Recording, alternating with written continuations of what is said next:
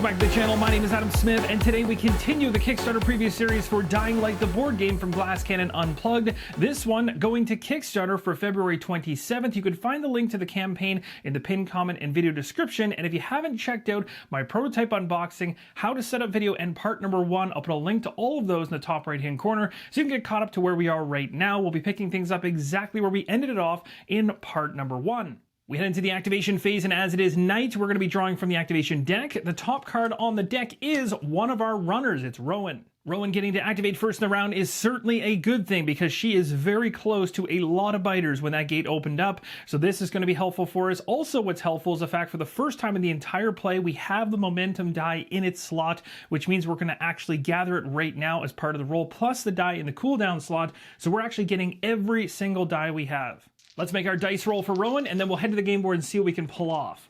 Rowan had a very good roll, getting boosters across all of her dice, which is certainly going to open up options, and those options are needed, seeing as we have a lot of biters nearby. With a roll like this, let's make some serious progress. We're going to go ahead and use 2 dice in order to do a climb. I'm going to climb over the fence, which is now no longer live, thanks to the scenario card previously letting us know that once we complete it, that the fence can be climbed over top of. So 2 dice to climb. When you leave a space with one of the biters, you're going to have to make a risk roll, but having the boosters here eliminate 2 risk, which is far beyond what we need to eliminate, so I'll be using those in order to climb up and over top. I need 2 dice spent in order to get up over that fence. Let's do that now. Rowan's now in place, and now we're going to do another climb. We're going to go right over top of this fence. I'm going to use this die here in order to do that climb. It also has the booster on it to mitigate how many dice you spend. It will just be 1 instead of 2. Rowan's made it into a space with a green common item. Let's interact with it and find out what we got. It looks like we found ourselves a decoy, which has the keyword quick. I like seeing that. And then below it states throw in range 2, reveal 3 exposure cards, and resolve them in the affected area. So this is really going to move things in that direction. So we can definitely wait for the right moment for that card. Before we continue with Rowan's turn, another plus that comes with having the momentum die. Not only are you adding it to your roll at the beginning of your character activation, but also the little symbols in the bottom left of the equipment up here can actually be swapped out with the face on the die. So for instance, you roll that momentum die, you get a result that doesn't really benefit you in the moment. If you have equipment, you can look at it. If your passive is still showing, you can swap it out for one of those icons instead to make more effective use of the momentum die when you have it. So for instance, if I didn't plan on climbing and I really wanted to jump, I could use this die for a jump boost instead. We head back to Rowan's turn. She still has 3 dice. There's 2 of them right there. I'm going to use both of these in order to climb up. We don't have to worry about risk because there's no biters or any other infected in our area when we climb up. But once we get there, we're going to use the boost on the red die in order to push the biter from that space to another one. Now, I'm not 100% certain it's the right time to use this, but based on the fact that Prescott is so far back, I really need to clear a bit of a path for him because I think he's going to be using almost all of his dice to get close to where Rowan is right now. Probably won't get to the same space, but maybe be able to pull off getting to here at best. But even still, I want to make sure the biters are not within range 1 of him and give him the best chance to get through. So I'm going to use the decoy right now. We're going to chuck this range 2. So basically, it will be going from here down to this, and then over to here. And then what's going to happen is we're going to resolve 3 exposure cards for this card, which will be placed in this position. I pulled the momentum cards. We got virals activating in range 2, 2 movement. The virals part will not trigger as the virals that are in play are too far away. Thank goodness, just 1 space beyond this range. And then this one here says virals activate again in range 2, and there is 2 movements. So really, we got 4 movement here, and this one is the first time we've seen this exposure card. It says at the end of the exposure phase, get 1 free push for each defense above affected attack. Now, as this is being resolved as part of a consumable being used right away, this is not going to trigger, but what will trigger is the shuffling of the exposure deck, which is that icon in the top left after we resolve this. So Rowan threw the decoy 2 range away, as we know, from here into this zone and then into this zone. So the focus is going to be in this area right here in terms of where the noise is coming from. So we look at all adjacent spaces around that area. In this case, we have the most infected area beside it right here. So 1 biter moves from this area into here. We continue clockwise around trying to find anybody else that's adjacent, and there's actually 1 hiding right down here that is adjacent that'll move in. And then we keep moving clockwise around that area. We find another biter and move it in. And clockwise once again will take us all the way around to the final biter. So 4 biters were moved because we had 4 icons. If you have less, you have to stop during that process. But we had the 4 we needed, so now all of them are hoarding in that area where the decoy has been thrown. I have one more die to use, and it is a jump die. I told you this roll was epic. So at this point, we're going to go ahead and make a jump. We're going to jump 2 zones away, which is going to clear that wall over there. So we're going to jump from here to this zone back here, which is going to allow us to interact with those tokens. So I'd say that was a pretty successful turn. Now there is a risk here because as you can see, there are enemies close by and I have no dice for defense. So I aggressively pushed here. We're going to see if this actually pays off for me. Rowan has 2 tokens to interact with here. The first one is claiming the stash, which is token 2. Just as you begin suspecting that you've been played for a fool, you find the marked vent and retrieve a tattered backpack. Inside, you find the tightly sealed black box described by your contact, along with some useful gear. It tells us we can repair 1 gear token. Now, normally repairs occur between scenarios, and as you know from Rowan, we lost this jacket before because not only did I have it on this side to start, I went ahead and damaged it, and then after that, I removed it again to make use of the defense in the bottom right on both occasions. Now, the repair in the prototype rules doesn't specify if you get it back from not having it at all to either a damaged state or whether it comes back fully repaired. But I'm going to go with the fully repair as I think that actually makes sense. Also within the stash, we find an epic item, and this is certainly an epic one. The fast here is going to have us rolling 2 damage dice. That is amazing. We can power this thing up by fatiguing a die to do social justice and then get the ability to also push.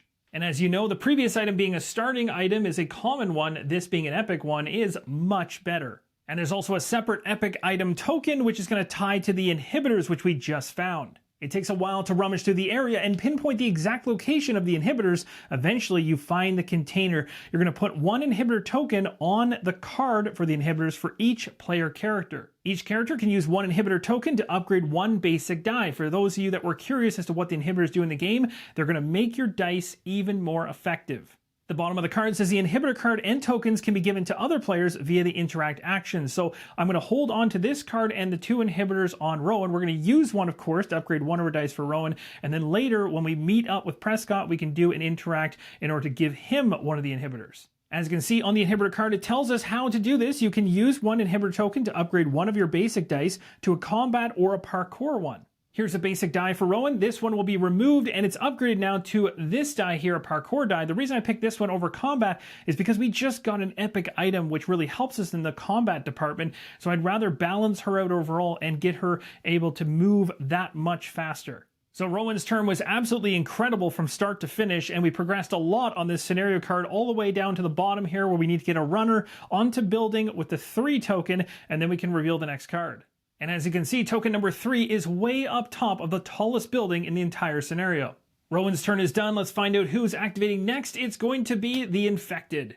Nighttime activations begin. The Howler's going to go in range 1 for each zone with a runner, spawn 1 viral. So unfortunately, Rowan is 1 range away, which is 1 area away from the Howler, so a viral showing up in the infected nest. And I also removed the building in the center just so you can see this more easily. Down here with Prescott, the Howler is over here, and Prescott's over here. We have buildings and a wall dividing any kind of range between them, so range-wise, 1 area, 2 areas away. If Prescott happened to be on top of either of these 2 buildings, however, it would be adjacent to the Howler space, and that would have brought in a viral. There are no volatiles in play, so moving on to virals, if no runners are present in range 1, move 1 toward the closest one. We'll look at Prescott first, and he has a bunch of virals adjacent to him in another area, so those ones will not do anything, but this one, which is range 2 away, will certainly start heading towards him. Virals can again climb as they have the icon on their card, so I could choose to place it here or down here. When you have a choice, you get to choose, and I'd rather keep them on ground level. Biters activation, very simple to resolve. It states on the card, spread the biters in the most crowded area. Well, there's 7 biters sitting in this area,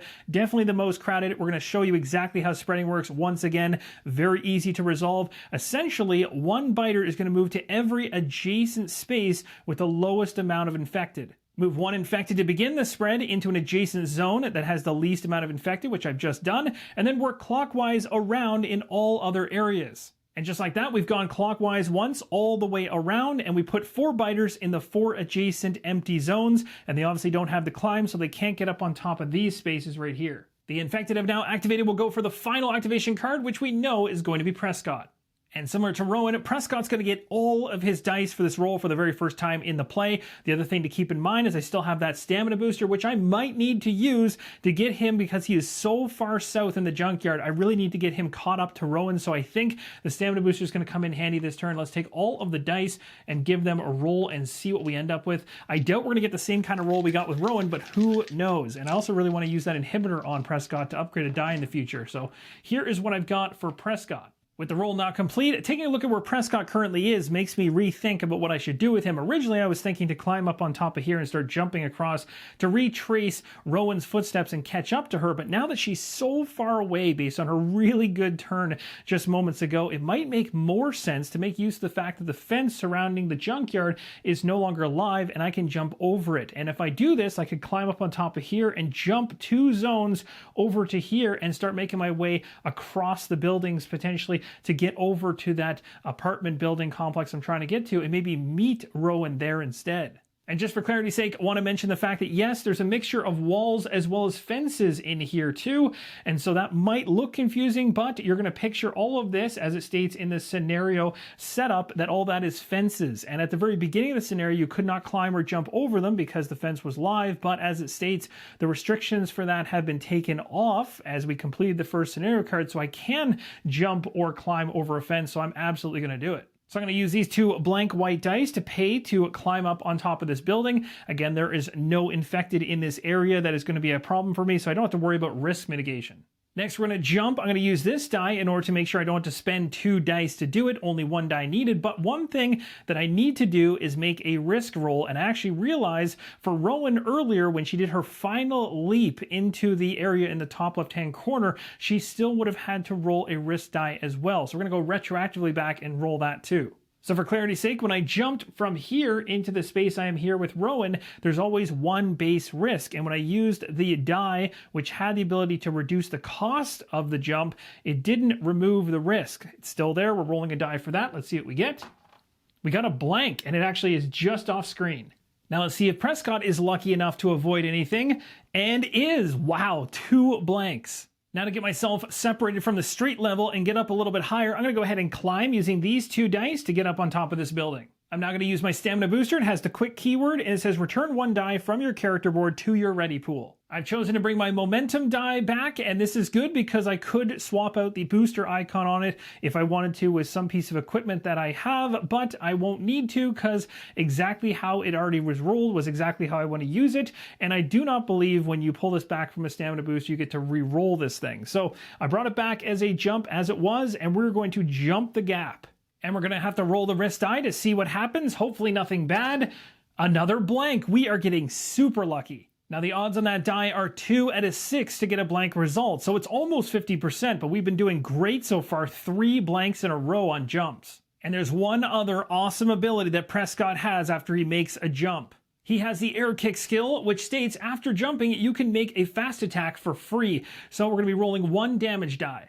The great news is I still have this in my unused pool of dice, so I could keep it for defense if this fast attack does not work. So I planned this out, and it should hopefully work out for me. Let's see how we do. We got ourselves a 5. That's going to take out the infected, and we still have that die. I have to say, of all the rounds I've played so far in this game, that was the most satisfying round for both of my runners. And by round, I meant activation phase, as we now move from the activation phase into the exposure phase. We now check our exposure value for both of our runners, and we definitely have passed number 3 on the action track, which means we have a base value exposure of 3. We don't have an exposure token on our exposure decks for either character, and we don't have any other game effects to add into that, so both of them are equal. We can choose which one we want to resolve first. Drawing up 3 exposure cards for each character. The top one, very nice. We have a little bit of a break here. 3 movement total to resolve. So maybe we'll deal with Rowan first, as she seems to be the easiest to resolve. And then next we have Virals activating in range 2 of Prescott. We've at the end of the exposure phase getting to do 1 free push. That would have actually been really handy if we hadn't have killed the infected on the roof. We could have shoved them right off. And we still have 3 movement to deal with. Now I need to make a correction here, as thankfully the card that came up for Prescott reminded me I didn't actually do the spawn when Rowan threw the decoy and got 3 cards. One of those cards was the same as what Prescott currently has, and there's a spawn icon there, and I didn't do the spawn. Very easy to resolve. We place a viral, because it's nighttime, in the nearest nest over where Rowan is. So just to be clear, this viral is being placed in the nest because of the decoy 3 exposure draw that I did. And you'll remember we placed a viral in here, but that viral came from activating the actual infected card. Remember, the Howler brings a viral into play if within 1 range of a runner. So we should have 2 in here for virals. And I'm glad I was able to catch that. We might as well go ahead and resolve the exposure value for Rowan first, seeing as we have 3 movement to deal with. With 3 movement icons to resolve the exposure cards, Rowan in the area beside her has a nest area, which has 2 virals. It has a Howler and also has a biter inside. So we're basically going to pick the adjacent area that has the most infected and start from there. And the Howlers are not going to move. So next in priority order is the viral. So one of those will move in. Now moving clockwise around, we take a look at this infected, but this one cannot climb walls, so it cannot get into that space. We ignore it going all the way around. We have another infected on the other side. That one also can't get past the wall or fence over there. The next one is going to be the viral coming back around again, so a move in there. And again, another full circle loop around, and it hits the biter that is inside the nest area. It's moving in for the 3rd move. So things for Rowan are not looking overly great at the moment. So now we move into an attack, which is happening for all of the infected in the same space as poor Rowan. So in this case, we know we don't have any dice to use defensively, but we did get back our jacket, which has defense on it, so I could damage it in order to take 1 point of defense, which I probably want to do, as the attack values of 2 virals is going to be 2, and then another one from the biter is 3 out of the gates already. So let's use a defense just to try to mitigate some of the pain coming our way, and we still have a damage die to roll. So 3 attack value coming at me. I've already flipped over my jacket to the side to get 1 defense. Let's actually remove the jacket completely again for Rowan in order to get 2 defense so she can try to mitigate the pain coming her way. We have to roll the damage die right now. I just thought we might as well turf it because this could be a lot of damage. Let's roll the die and see how we do. This is going to be gone. We're going to get ourselves a 5. This is an awesome die roll for us because if it had been the same or less than the number of infected attacking us, it would have been a +1 to the attack value. Or of course, if a critical was rolled, that would have been bad in the nighttime, +2 in that equation. But anything above the amount of infected that are attacking you, so anything 4, 5, or 6 is safe, nothing added. So we're just going to take 1 wound. Now, one thing that I mentioned on screen much earlier ago, which I just caught, is for some strange reason, I grabbed the momentum die when I upgraded my white die, and it made it yellow. It should have been blue for the parkour die. And there's no gameplay impact for this, but when you're doing an upgrade of a die for the inhibitors, make sure it's a red or blue die. Blue for parkour, red for combat, momentum being yellow. Now we're going to deal with our wound that we received, and we have a light wound which is face down, so we simply go ahead and flip this face up. It says brace up, immediately regain the momentum. Now this would actually matter if we lost our momentum die, which we can lose when we take 2 or more wounds, but we never lost it because we didn't take that many wounds. Thank goodness we used our jacket to mitigate some of the damage, or a good chunk of it anyway. So this won't have any benefit for us right now, but it certainly doesn't provide any nastiness either. But we do have 2 heavy wounds now. We get 2 more heavy wounds. This character goes down and we lose the scenario. Now let's resolve Prescott's exposure cards, and the order is always spawning, moving, and then attacking. So the spawn will occur first. It says the end of the exposure phase, we get a free push. That sounds nice. So if we need that, great. And then we have virals activating in range 2. That is not good for us because there are virals actually 2 range away. And then we have movement here, a total of 3. Spawns happen first, and we're going to get a viral as it's nighttime in the nearest nest. Now, both of the nests, you can see one to the north and to the south, are equal distance to this red building. Doesn't matter which one you place it in, you can choose in this case. Now we move on to movement, and virals are going to activate within range 2. So we have a viral that is within range 2, unfortunately. And then over here, even further away, we have additional virals, and these ones can get over top of fences. So the first viral is going to climb up on top of the roof and come running at us. Another viral is going to come from this location over the top of the fence. And with a final movement point to use, another viral will come from over here hopping the fence. The movement is now done. On the exposure cards, you'll remember it said at the end of the exposure phase, we get to push for free. That doesn't happen right now. The attack from the viral in the same space as me happens first. We had 1 unused die, and there's no risk in using this. The boost on top of the die does not matter, but the die itself represents 1 defense, which is great. Let's go ahead and roll the damage die and see what else potentially gets added to this. Worst thing that could be a critical hit here. Hopefully that doesn't happen. We got ourselves a cock die, so we'll go ahead and re-roll that one to make sure we get a legitimate roll, and we got a 1.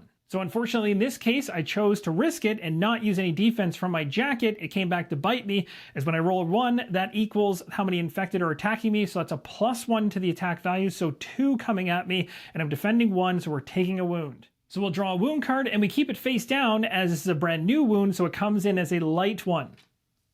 Now, as I end off this exposure phase, a couple things to mention. First off, we had the reshuffle icon on the 3 exposure cards for Prescott, so I shuffled up the deck. And also we ran out of cards for Rowan completely from the deck, so both of those decks end up being reshuffled and reset. But we did have a shift ability here to push.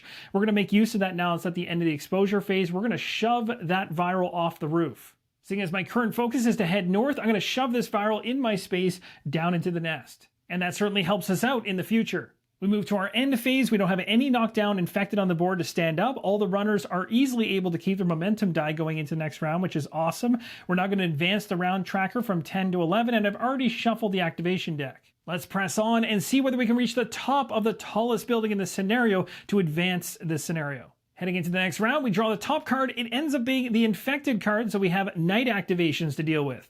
At this point, we're getting real familiar with these ones. We have to worry about the Howler first, then the Viral, and then the Biter. The Howler's night activation is all about being in range 1 of a runner to bring Virals into play, and unfortunately, our runner being in between 2 nests means we're getting a Viral here, a Viral over here because the area in this section is massive, and then we're also going to get one up there for Rowan as well. So 3 of the Howlers are screaming. The Howlers are now done. Moving on to the Virals because we have no volatiles. If no runners are present in range 1, move 1 towards the closest one. So Virals are going to be moving a little bit now. At this point, the only Virals that were further away than 1 range were just the ones on the opposite side of the fence, all climbing over to get closer to Prescott. Biters now activate. They're going to spread in the most crowded area. Now, currently, in terms of the biter numbers, we have 3 in this area here, and we have 3 in this area here. Those are the most in terms of location, so we get to choose which one we want to have spread. I really don't want to be spreading these ones. I want to leave open spots adjacent to some of these areas we're going to be trying to get to, so let's spread these 3 right here. As all the adjacent spots from the spread were equal, they all had 1 biter inside. I could choose whichever one I want to start with the first one, then move clockwise. So I move the first one down here, next into here, and next into here, and that's going to do it. The infected are done activating, so now we've cleared the way. Our runners can make their run. Let's see which one's first. It's going to be Rowan. Now, Rowan's got all kinds of infected in her space, but at least she has a much better weapon than she used to have, could help her getting through this horde. Let's go ahead and roll some dice and see if we get the kind of things we want to see to get us out of this jam we've got ourselves in the top left-hand corner. Here's her roll. All right, I got myself a plan here. What I'm going to do is I'm going to use this yellow die here to make an attack. Now, before I make the attack, I'm going to use that to push one of the viral out of my area and into the other area adjacent to me, so it's back into the nest area. And I'm also going to choose to fatigue that momentum die, which is pretty costly, but that's going to allow me to do the strongest attack with this weapon I have, which is called Social Justice. So I get 2 damage dice, and afterwards I can push an enemy. So that will really hopefully help clear out this area. The target of my attack is the viral in my area. Let's see how we do. We need 5 at least to take it out. We got ourselves 6, so it's gone. And the effect on my weapon allows me to push, so I'm going to shove that biter out of my area, and that clears the way for me. Now, my original plan was going to be to jump into this area here, which is a nest area. This whole area in here is a nest, and then try to make it up to the top of that horseshoe tower there. But now that there's so many infected in the nest, I'm thinking it might be better to backtrack to this area right here and start jumping across this way. That'll get me all the way to the side without having to be on ground level. But the thing is, I also want to make sure that I'm not too close to the nest when I end my turn. So maybe it makes sense to kind of hold up here and kind of sit back for a second, hold some defensive dice, and then next turn be ready to really make some progress jumping wise across. So I jumped over the fence, but I changed which dice I used. I instead used a white die and a blue die to pay the cost of moving over the fence, but I'm now in an area with 1 infected. Next, I'm going to climb up. I want to climb up on top of here, but there is an infected in here, so the risk of 1. I'll go ahead and use the white die to mitigate that risk, and we'll also add into the equation this die as well. That'll get me on top, and I'll keep the red defense die for later. So this turn was really about getting Rowan out of that sticky situation in the corner and getting as far away from the nest as possible. And in the future, hopefully the roll will give us lots of jumping ability, seeing as we have 2 parkour dice in the fray. That should hopefully help us to get across some of these platforms quickly and maybe make it all the way to that far right tile. So we end off Rowan's turn. Here's a look at our dashboard. You'll see I fatigued the yellow die. It's down in the fatigue area. The other 4 dice were laid across the track. We're now moving to Prescott because it's the final card in the activation deck. Prescott's in a great situation where he can probably make a lot of progress so long as the dice work for him and also I make best use of them. Let's go ahead and roll all of these as we get all of them back and see what we get for any boosters on top of the roll. Prescott's going to make the jump from this building to this building where there is an infected biter, but I do have that awesome air kick that I can take advantage of. I still have to roll a risk die though, because I'm going to be using this one to mitigate how much it costs dice-wise to do the jump. So this one here will get me from there to there. Now let's find out if there was any risk involved with that jump. There is. When you get a spawn icon off the risk die, it works a little differently. It's in the space that you're currently in that the spawn occurs, not in the nest. When it's during the day, you get a biter. At night, it's a viral. So that certainly wasn't the greatest. And just to mention strategy-wise, what I could have done to try and avoid the risk here of making the jump is not use a die with a booster that reduces the cost of the jump. So in other words, if I use 2 dice to pay for the jump, but I also left the icon on the top of one of those dice that had a boost that could ignore 1 risk, which I have on a white die right here. So say I use this and this to make the jump, and this would mitigate the risk. I wouldn't have to roll it. I could make the jump and not have had an infected show up, but I risked it and it didn't pay off. Now this fast attack from the air kick for Prescott is going to be using 1 damage die because I still have a common item for him. It's not like Rowan where she has 2 damage dice because she has an epic weapon. So in this situation, the question is, do I want to point my attack now at the viral who needs 5 or above to take out, or do I want to go for the biter? In this case, I'm going to go after the biter and see how the die roll goes. Not bad. Minus the fact I have instant regret for not targeting the viral who I could have taken out, but I wouldn't have known that. I'm going to choose to use a move action here. I'm going to use this white die here as it has the ability to mitigate any risk I would roll for moving out of a space with the infected I have.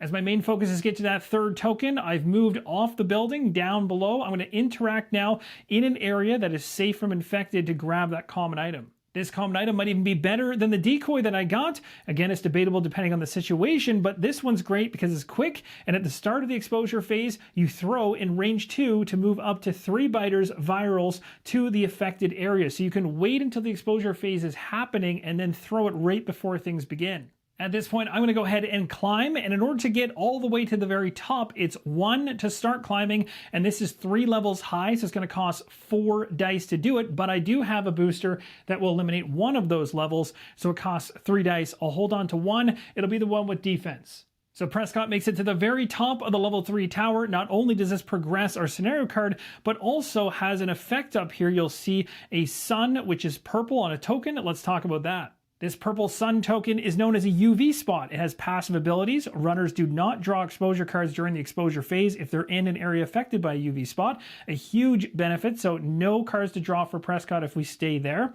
If a runner moves into an area affected by a UV spot, their chase cards immediately discarded. This is a great benefit as well. Has to do with chase. It's something we haven't seen yet. We'll talk about it later on if it occurs, and if it doesn't, I'll still explain it later. Also, the infected cannot enter an area with a UV spot, so we're not going to have to worry about these individuals that have climbing up to these locations. And finally, if the UV spot becomes active when there are any infected in the area, all of them just spread.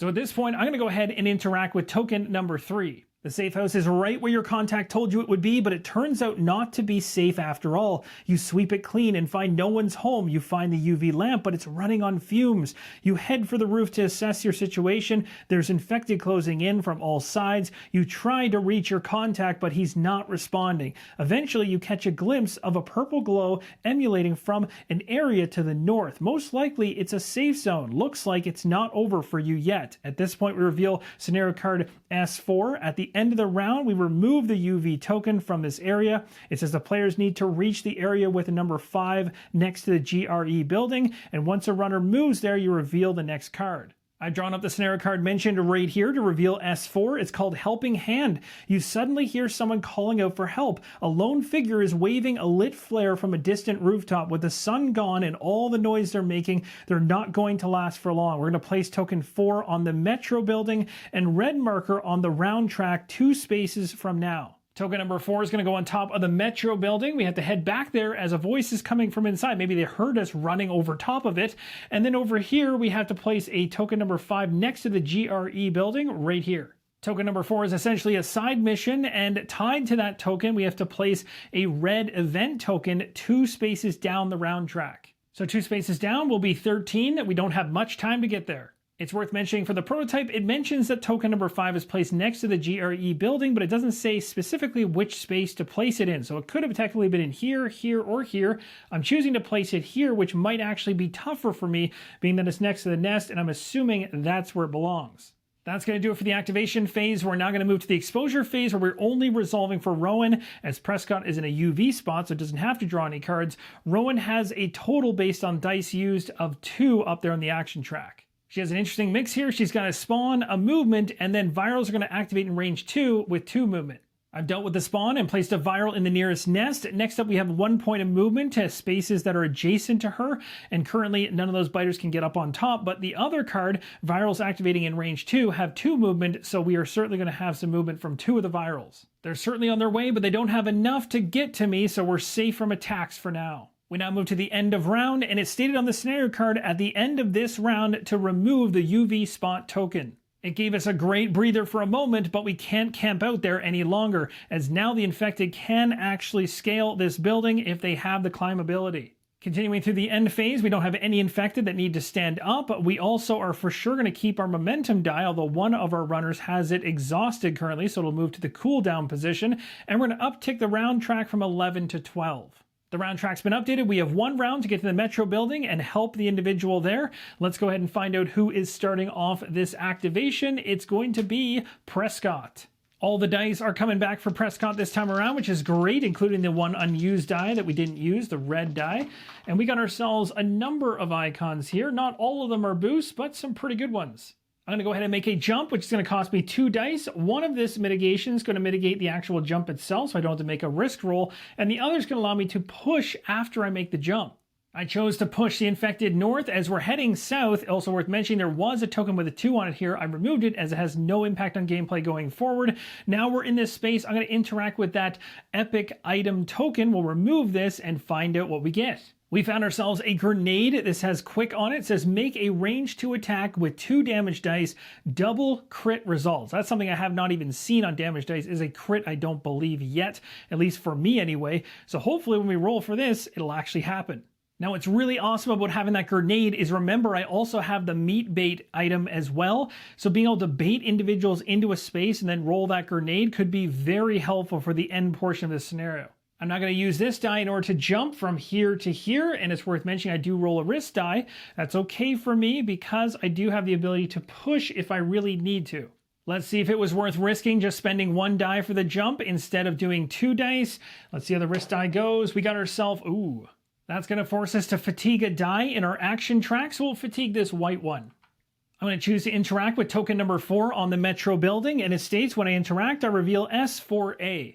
The crowd attracted by the survivor didn't make things easy for you, but you managed to reach him first. I can't believe it worked. Was it the flare or the screaming that did it? You recognize him from a wanted poster. He's in deep with the PK, and they want him for homicide. Why are you looking at me like that? Oh, come on, you're not thinking of turning me into those psychos. Look, I didn't do it, okay? I blew the whistle on some shady shit. They did, and now they want my skin. Please, I can make it worth your while. I know you must have heard it 1,000 times already, but I got this safe house, okay? I'll take you there. You can take all you want. Screw it. Keep the whole place. Just don't let them get me. It says to turn the survivor in at the PK outpost, escort him and leave on any ending zone on the water tower tile. Then you reveal a specific card, or you can let him tag along and escort him to 5 and keep this card. I'm going to probably go with the bottom option. Now, on the other hand of the equation, what happens if you don't reach the metro building in time? Seeing as this is a prototype, I do want to show you how things can change.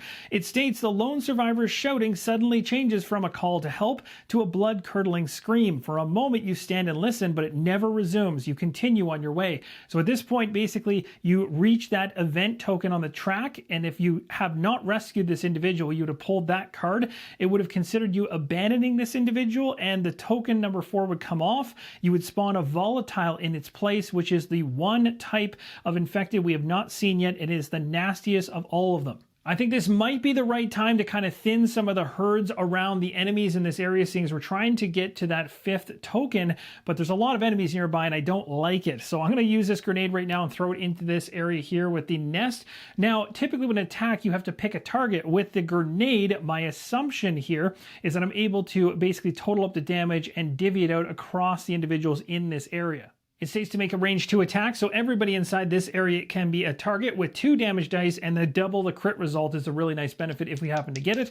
Let's see how we do off the damage dice. We got ourselves a crit and a 5, a solid roll. Now, as I get to double the result of my crit, I get to take away a viral or a biter for each result of the crit, which is 2 of them. So 2 virals have been taken out, and we have a 5 left over, which can certainly take out one of the biters. That certainly helps things. At this point, I'm going to use these 2 dice in order to make a jump across the gap. I have to roll for risk. The good news is after I make the action, if the risk ends up being something bad, like somebody showing up in my area, I will have the ability to push if I feel like it. Let's see how the risk roll goes. We got ourselves a spawn. A viral appears in my space. Not the best situation, but I do have the push after the action I made. So I'm going to go ahead and shove this individual right off the roof. And that's going to do it for Prescott. At the moment, we're going to stop right there. I'll keep the 1 white die. Prescott's turn is done. We'll go to the activation deck and see who's next, and it's going to be Rowan. Rowan's going to go ahead and collect all her dice except for this one that's fatigue. We'll move to the cooldown area. We're going to go ahead and roll all of these. We're going to move this one out of the way. This is an unused die for Prescott. So we have 5 dice going into this roll. Let's see how we do. Rowan's done a great job getting to that upper left-hand corner to get the objective tokens, but has been kind of pinned down since she got up there. So we do need to kind of get her back down south, and maybe going back through the junkyard area is the best way, seeing as there's a lot less going on through there, to try to get her back to that 5 tile that we're all headed towards right now. So hopefully we can make some progress in that, but I'm a bit scared as she's limited on our dice. She only has 5 for this round. But wait, one thing I forgot. Before I used that push to push the viral with Prescott off the roof, I did have an air kick because I made a jump. So I could have made a fast attack roll. Let's go ahead and do that and see how it pans out, because who knows, I might be able to actually take it out. Now, virals are tough. They have 5 health, but let's see if we can pull it off. We got ourselves a 4, so we ended up missing, so the push would have been necessary, so nothing changes. Rowan's going to make a leap. She's going to use this die and this die. This will mitigate the cost of the jump for the risk. She's going to make it from here down to here. Next, she's going to move into this zone from this zone using this die, and then use the push the second she goes in. Then she's going to use her blue die to climb up on top of here, and she only needs to spend 1 die because she'll use the boost. She's going to end her turn right there, not do anything further, and keep this for defense. And finally, for the activation, the infected is going to go. Also, we'll remove this event token as we clear the event, and we're not going to have to trigger anything when it hits 13 at this point. Night activations begin. Howlers are going to howl if they have a runner within range 1, which they do. So virals coming in the nest, 1 each. Runners come into the equation. Worth mentioning, this one here looks a little bit weird. That's because it got damaged in transit. Next up are the virals to activate at night, and if they have any rangers in range 1, they're going to stay put. If they're further away, they're going to start moving towards the closest runner. Lots of movement occurred. We had some coming up on top of roofs from down lower locations. We had some in the far back top right corner moving forward. These 3 over here all moved forward. This one stayed put. This one stayed put, but all of these came from this area here. Now it's all about spreading out the biters. The biters that have the most in one area are right here. Again, we're going to go and pick a space that does not have any infected in it and work clockwise around. Where the spread occurred inside of this large area right here, there was actually in every adjacent area on the same level, because remember, biters can't go up a level, there was already infected in every adjacent spot. So essentially, everybody inside of this area, except for the howler, just spread out. We now move into the exposure phase, and just before it begins, I'm going to use meat bait. I'm going to be throwing this from Prescott, from the building he's currently at, range 2 away, which will place it right here. That should hopefully dial down the number of interactions we have with virals, keeping them a little bit further away. So I've moved 3 as the card dictated. I could choose biters or virals. I've moved them towards that area. Exposure value this time around is a 3 for Prescott. We're up to that, and we're only at a 2 for Rowan. And that, my friends, is a terrifying amount of spawns here. We have 3 spawn icons, 2 movement icons. It says at the end of the exposure phase, we get a free push.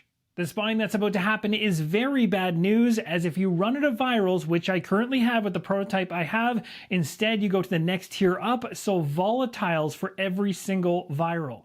And now 2 points of movement are going to be spent. Around Prescott, we look at all the adjacent areas. The one with the most infected is where we start, and we're going to start with the worst individual inside of that area, which is going to be the volatile, which just popped in, climbing up. We continue clockwise around to this position where one of the virals is going to jump up. I'm going to use the damage side of my jacket for 1 defense and also spend a die for another defense. So we got 2.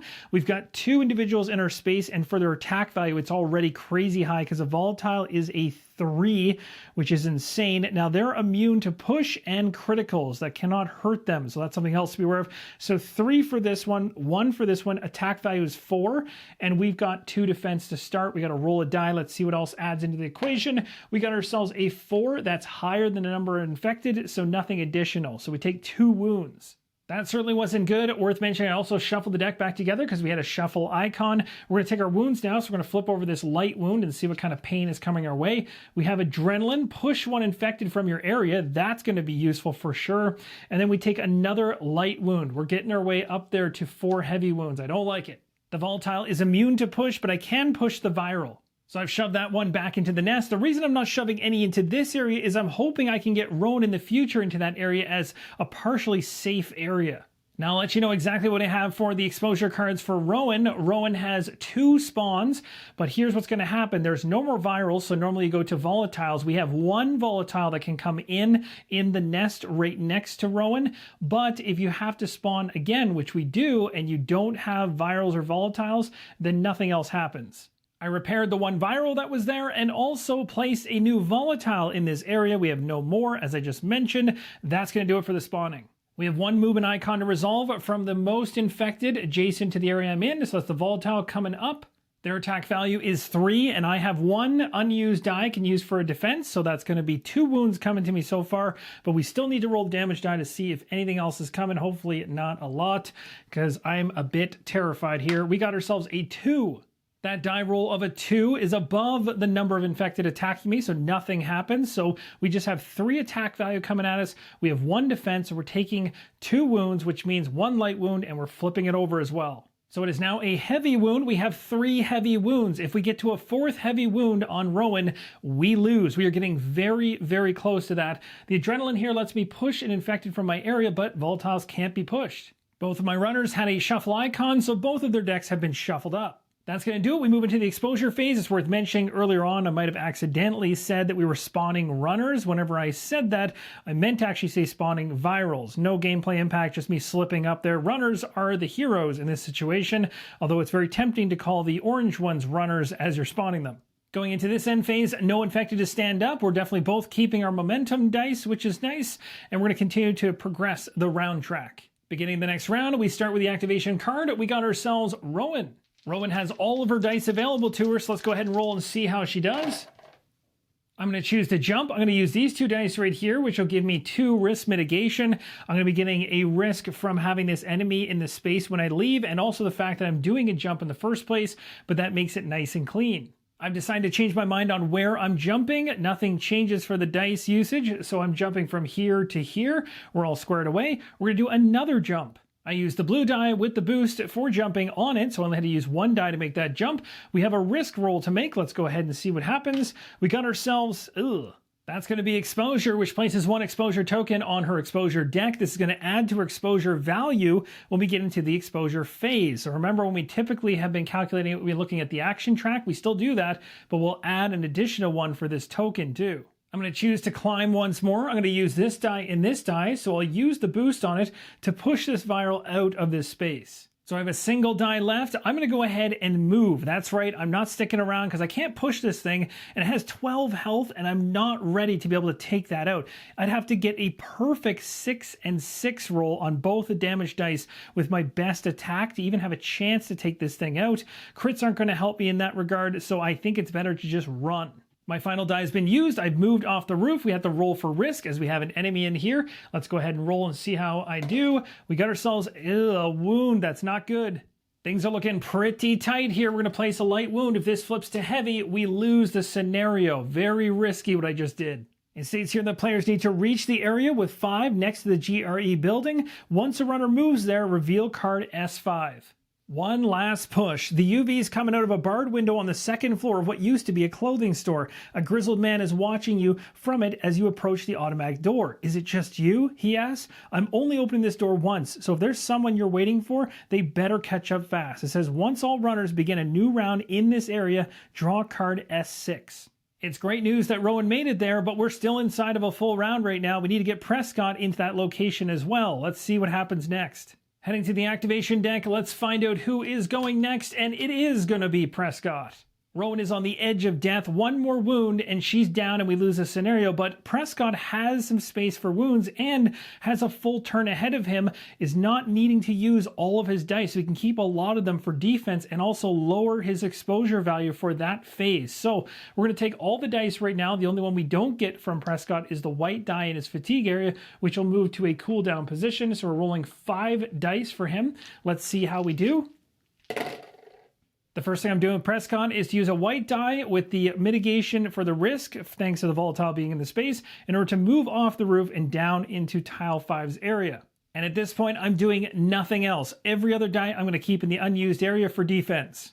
I flip the card, but there's only one. We know it's going to be the infected to activate, so night activations begin. We start with the Howler. The Howlers are going to start things out, so every single one of the nests has a Howler in it, and they're looking to spawn a viral for every runner in range 1. Well, that is going to occur here with this particular Howler, but we don't have a viral, and we also don't have a volatile to spawn, so nothing happens. Next nighttime activation is volatiles. If there are no runners present in range 1, you move them 2 toward the closest one. But all of these ones are currently close to my runners within range 1, so they're not going to move, but other volatiles are going to. The one that we had over here has gone ahead and moved 2 and climbed the fence while doing it to get over towards us. Next up, the virals are going to activate, and they're going to move if there is not a runner within range 1. I've moved all the virals except for the 4 that are in this area right here because I want to talk specifically about this area first. One came from up here down in here, and that makes for the 7th miniature. Remember, much earlier on in the play, I mentioned once you go to place a 7th miniature, you're going to spread.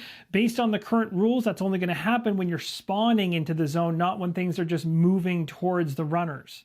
All the nighttime activations for the virals are now complete. This nest right here is absolutely jam-packed. Biters are now going to spread based on the highest populated area, but there's a whole bunch with just 2. So I chose this pair of 2 biters over here, and I moved 1 into this empty area with no biters.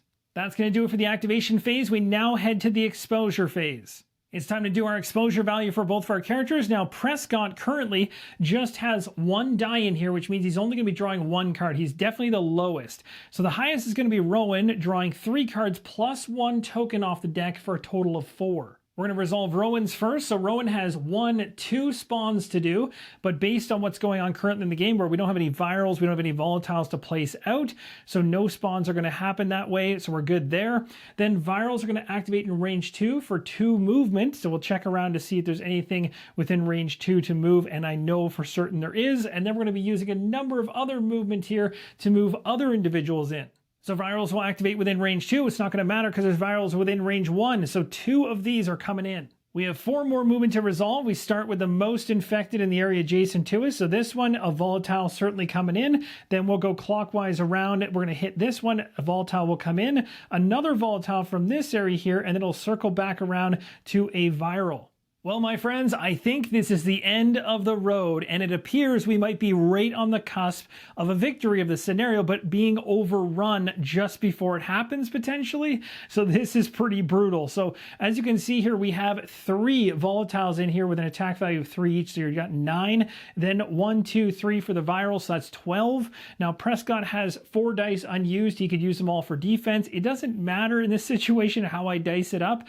My runners are going down. Now, the advantage you have by having runners in the same area like I do right now is that if there maybe was less of these enemies in this space, then what you could do essentially is you could divvy up which ones are attacking which runner and try to defend from 2 runner standpoints and keep yourselves alive. But knowing that we have 12 coming at us for attack value from these enemies and I have 4 for defense, the chances of actually getting through that are 0. We are going to have too many wounds coming at us to be able to manage, and it's going to overrun us. On top of that, they also get to roll a die to see if they add more to the equation. So let's go ahead and do that. It ends up being a 3, which is less than the amount. So they actually get a +1 on top of that. So it's 13. And let's say all of this is coming at Prescott because he's got the defense. Well, we have a ton of wounds coming through. He is gone. Just like that, we take 9 wounds, which completely obliterates Prescott, taking us down. Let's take a look at the scenario card to see how close we were to victory. The one last push card states at the bottom, once all runners begin a new round in this area, then you get to draw S6. I was hoping to be able to see that, but we're not going to be able to, but let's show it to you anyway to show you what happens. Yes, indeed, the finale would have happened. The door is unlocked and you rush inside. It is only after you hear the bolt lock behind you with a loud clang that you allow yourself to take a deep breath and wind down. I guess it means wind in this case. You live to fight another day. No, you do not. In my case, I am gone. The scenario ends here, refer to page, and it just goes on from there. It was a blast to play through this one on camera, and even more exciting to see it come right down to the wire like this. Now, one strategic piece of advice I would give you, and you guys probably already figured this out as we get towards the end of the video, is the fact that you really don't want to have all your viral miniatures getting out onto the game board. If you do that, the problem is if you have to spawn any, you're bringing in volatiles. And as you can see, when it gets to that situation at the end, that is bad. So what you're going to want to do is try to clear out some of the virals as you move along. You could see my strategy was mainly attacking maybe 25 to 20% of the time, but mostly it was moving. It was getting around as quick as possible, but you need to balance it just right in order to kind of get through the hordes, but also get around them at the same time. So you don't get into a situation where you have this many enemies kind of log jamming you towards the end, at least in this scenario. And of course, different scenarios with different layouts and different objectives are going to have completely different strategies to take them out. So that's going to do it for the Kickstarter Preview Series for Dying Light the board game from Glass Cannon Unplugged. This thing is landing on Kickstarter for February 27th. Link in the pinned comment and video description. Really hope this helps you make an informed decision on it when it lands. Thank you guys so much for watching. Let me know any questions, comments, and what you thought of the playthrough in the comments below. And as always, keep on rolling solo.